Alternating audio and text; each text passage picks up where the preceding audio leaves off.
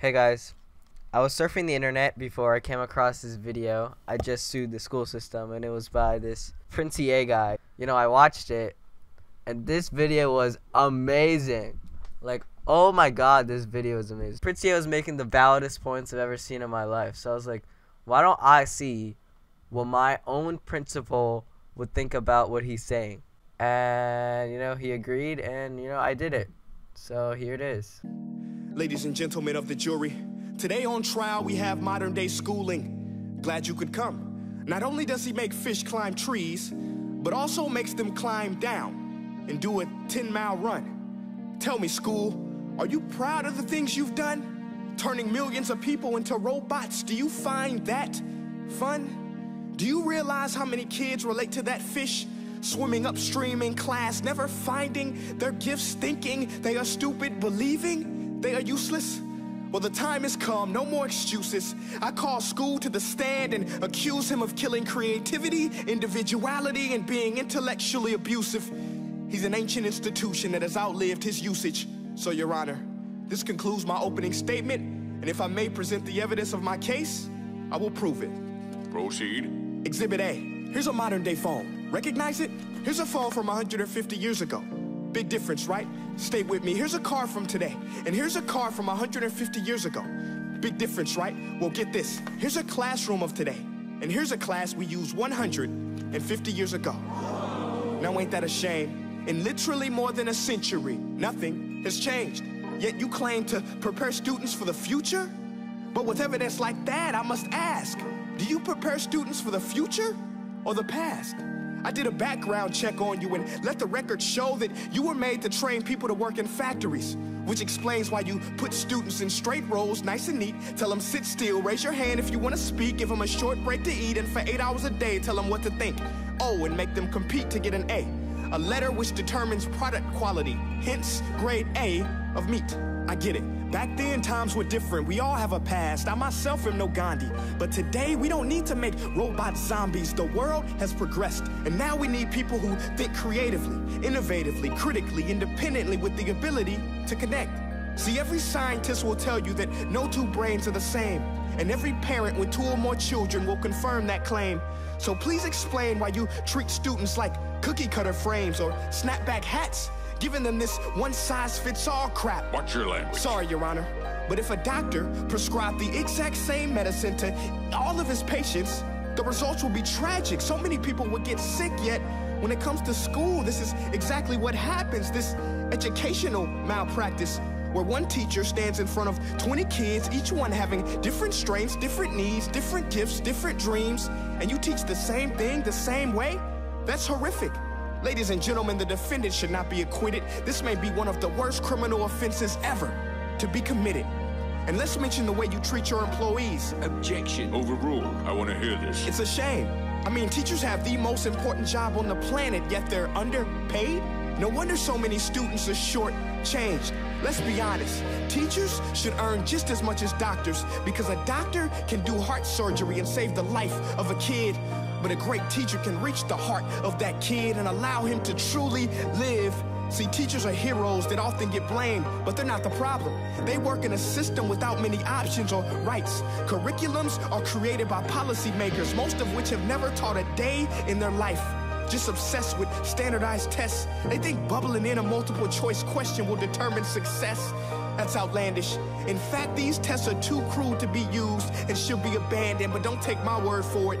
Take Frederick J. Kelly, the man who invented standardized testing, who said, and I quote, "These tests are too cruel to be used and should be abandoned." Ladies and gentlemen of the jury, if we continue down this road, the results will be lethal. I don't have much faith in school, but I do have faith in people. And if we can customize healthcare, cars, and Facebook pages, then it is our duty to do the same for education, to upgrade it, change it, do away with school spirit, because that's useless. Unless we're working to bring the spirit out of each and every student, that should be our task. No more Common Core. Instead, let's reach the core of every heart in every class. Sure, math is important, but no more than art or dance. Let's give every gift an equal chance. I know this sounds like a dream, But countries like Finland are doing impressive things. They have shorter school days. Teachers make a decent wage. Homework is non-existent, and they focus on collaboration instead of competition. But here's the kicker, boys and girls. Their educational system outperforms every other country in the world. Other places like Singapore are succeeding rapidly. Schools like Montessori, programs like Khan Academy, there is no single solution. But let's get moving, because while students may be 20% of our population, they are 100% of our future. So let's attend to their dreams, and there's no telling what we can achieve. This is a world in which I believe, a world where fish are no longer forced to climb trees. I'll rest my case. I'm in full agreement. I think we have a completely archaic system.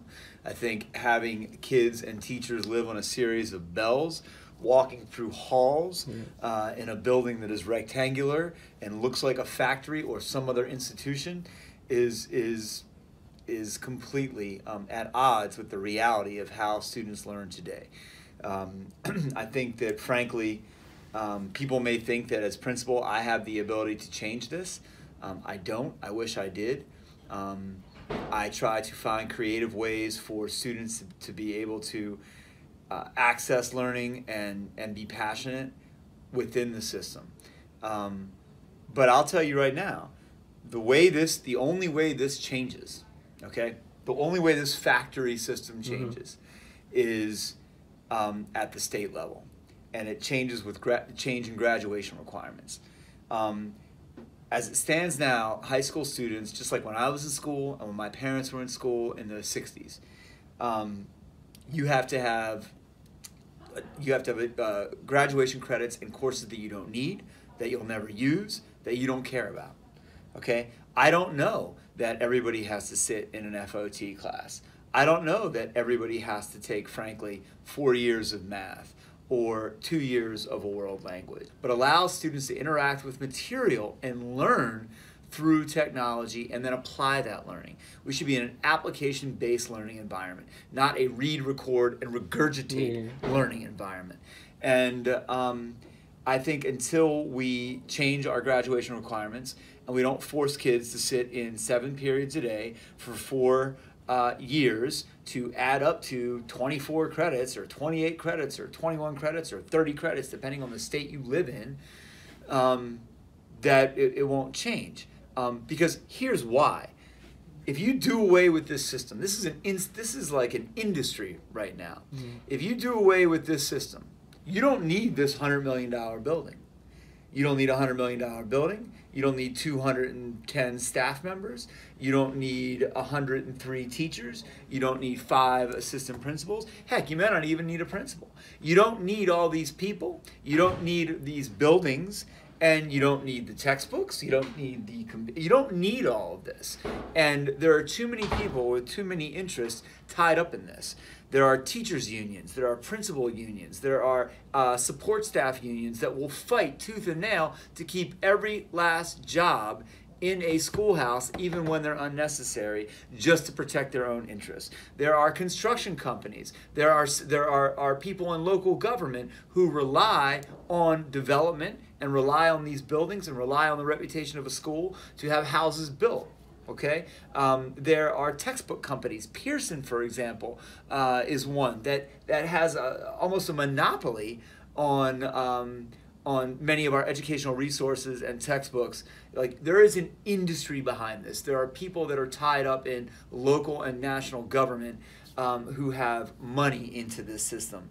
And I completely agree with him. I think teachers are overworked. They are underpaid. They are some of the most important people in this nation, and that we should really value them and rethink what this looks like. I'm absolutely behind the principles that were espoused in that video, and I really, in a lot of ways, couldn't agree more. But that's my reaction.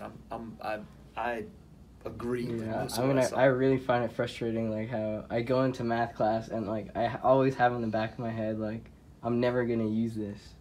Like, I know, because I think once you're, like, my age, like, you're a sophomore, you start noticing what you like to do and what you don't like to do. Like, like in computer science, like I like it a lot more Yeah. than like I would like English or Sure.